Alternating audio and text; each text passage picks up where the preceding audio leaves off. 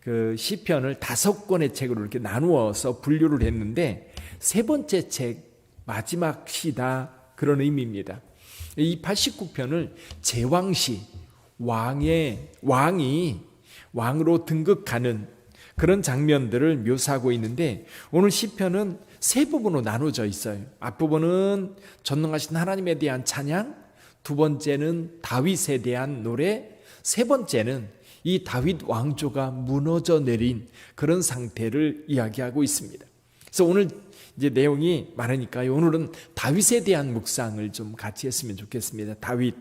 여기 19절 이하에 하나님께서 다윗을 어떻게 세우시고 어떻게 함께 하셨는지에 대해서 쭉 이야기를 하고 있습니다. 자, 우선 여기 20절을 한번 읽어볼까? 20절 시작. 내가 내 종 다윗을 찾아내어 나의 거룩한 기름을 그에게 부었도다. 자, 다윗은 전혀 알려져 있는 인물이 아니었어요. 하나님께서 사무엘에게 사울로 인하여 실망했을 때 그렇게 실망하고 있지 마라. 내가 한 사람을 택하였다. 베들레헴으로 가라. 그래서 베들레헴에 갔는데 거기에 보아스의 가문이 있었지요. 보아스의 가문 가운데 이새라고 하는 사람이 있었는데 그 집에 갑니다. 그 집은 베들레헴 지역의 유력한 자였어요. 그래서 사무엘이 오니까 깜짝 놀랐어요. 당신이 오시는 것이 좋은 일입니까? 아니면 나쁜 일입니까? 물어요. 좋은 일이다. 그래서 가족들을 다 모아 하나님 앞에 제사 드리자. 그리고 모였는데 하나님께서 이새의 아들 중에 기름을 부으려고 작정하셨어요. 근데 아들들이 8명의 아들이 있는데 그중에 7명이 쫙 서 있는데 다 장수감인 거예요. 다 왕감인 거예요. 사무엘이 큰아들을 딱 보는 순간 하나님께서 이 사람을 선택했구나. 근데 아니라는 거예요. 다 지났는데도 하나님께서 아무런 말씀을 하지 않으세요. 이새에게 묻습니다. 아들이 또 있느냐? 있긴 있는데. 그렇죠? 있긴 있는데. 그게 가족들 가운데 이렇게 무시당했던 거예요. 외면당했던 거예요. 막내가 있긴 있는데 지금 양떼를 돌보고 있습니다. 사무엘이 빨리 불러와라.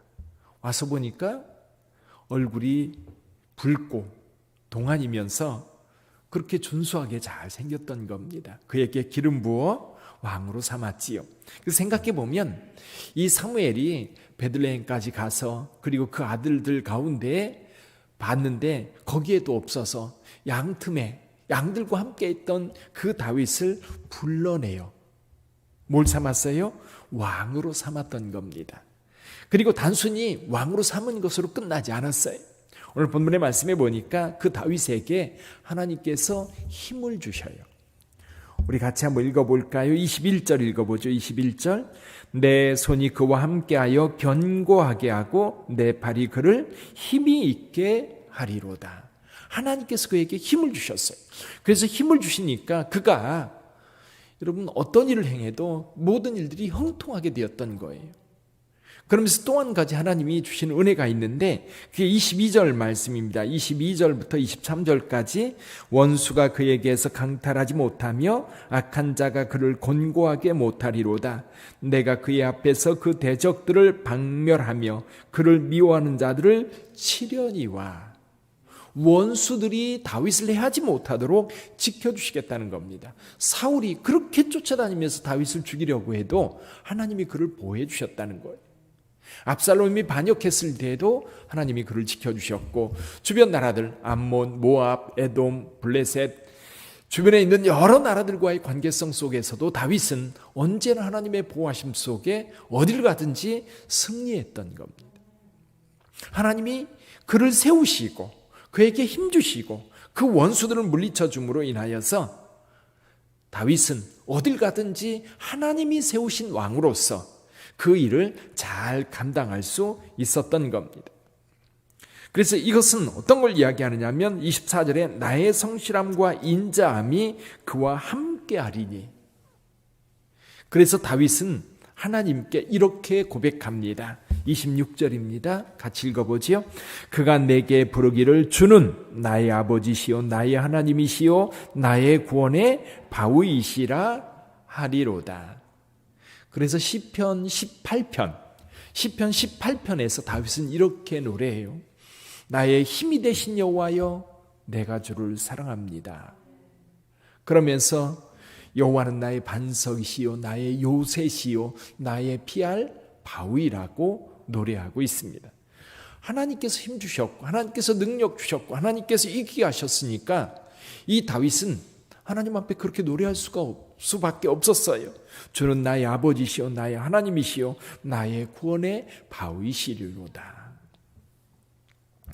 그러면서 이 다윗은 다윗의 후손을 세워서 계속해서 왕위를 이어갈 때 다윗의 후손들 가운데 죄를 범할지라도 죄를 범하면 하나님께서 어떻게 처리할 것인가 말씀하고 계세요.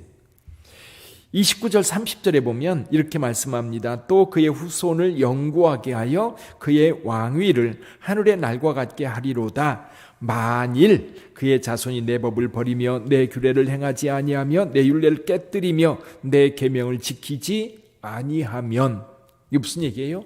악을 범할 수 있다는 겁니다.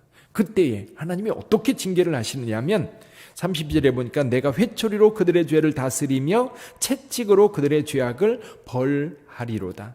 이 죄에 대해서 분명히 벌을 내립니다. 그런데요, 하나님께서 다윗과 맺은 언약은 깨뜨리지 않습니다. 그래서 여기 33절부터 읽어보죠. 33절부터 35절까지 시작.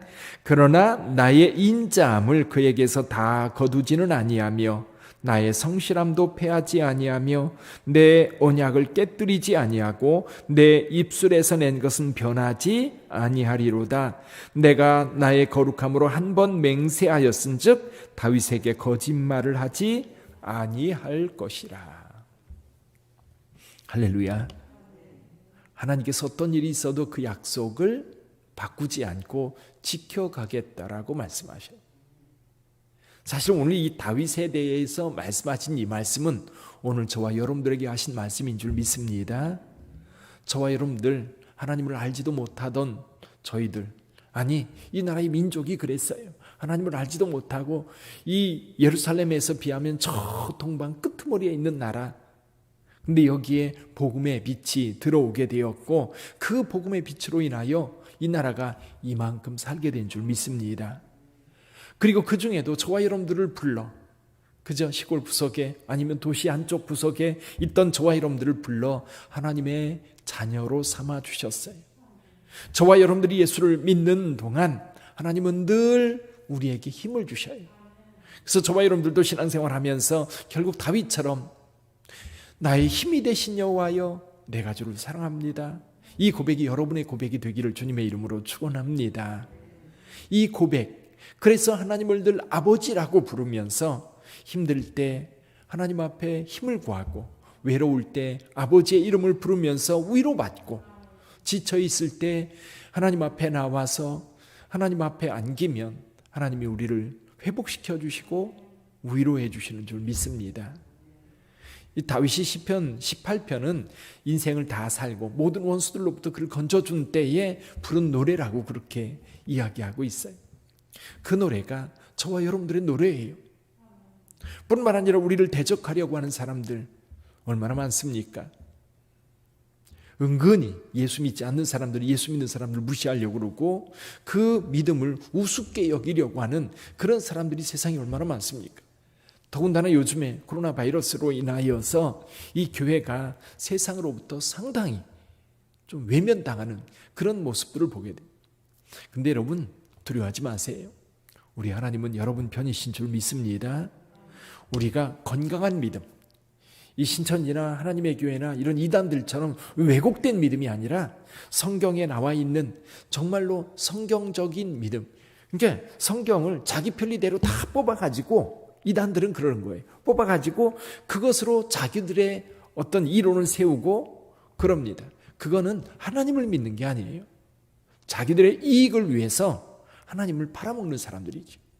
그러나 진실한 마음으로 그 하나님을 향하여 믿음을 보이고 그 하나님의 뜻을 따라 살고자 하는 죄 백성들에게 하나님은 언제나 힘이 되어 주시고 언제나 하나님께서 돌보시는 줄 믿습니다. 원수들로부터 우리를 지켜주시고요. 또 우리가 행여 실수해서 행여 이 사단의 미혹에 넘어가 죄를 질지라도 하나님은 우리를 아주 버리지 않습니다. 우리를 돌이켜 하나님의 백성으로 삼으시고 끝까지 보호해 주시는 줄 믿습니다. 근데 여기 실은 오늘 본문의 말씀 38절 이하에 보면 어려움을 당하고 있는 거예요. 그렇죠? 어려움을 당하고 있는 상황인데 지금 다윗에게 약속하셨던 하나님, 다윗을 선택하시고 다윗을 축복하셨던 하나님께 이 위기에서 건져달라고 기도하는 내용이 이 후반부에 이어져요.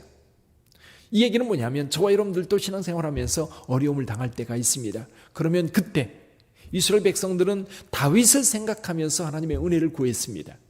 근데 오늘 저와 여러분들에게는 예수님께서 우리에게 한없는 은혜를 주셨어요. 내 말이 너희 안에 너희가 내 안에 거하면 무엇이든지 원하는 대로 구하라. 예수님은 언제나 우리 안에 계시면서 우리와 동행하시는 줄 믿습니다. 그러므로 여러분 세상에 어떤 풍파가 오더라도 예수 믿는 그 믿음만큼은 세상에 다 내게 있는 거 사라져도요 결코 끝까지 버리지 말아야 될 것은 예수님을 믿는 그 믿음은 굳게 잡고 가시기를 바랍니다. 오늘도 다윗을 선택하시고 다윗과 함께 하셨던 그 하나님께서 여러분들과 함께 하시고 여러분들을 지켜주실 줄 믿습니다. 어느 목사님이요 설교를 하다 말고 주머니에서 수표를 한 장 딱 꺼냈어요.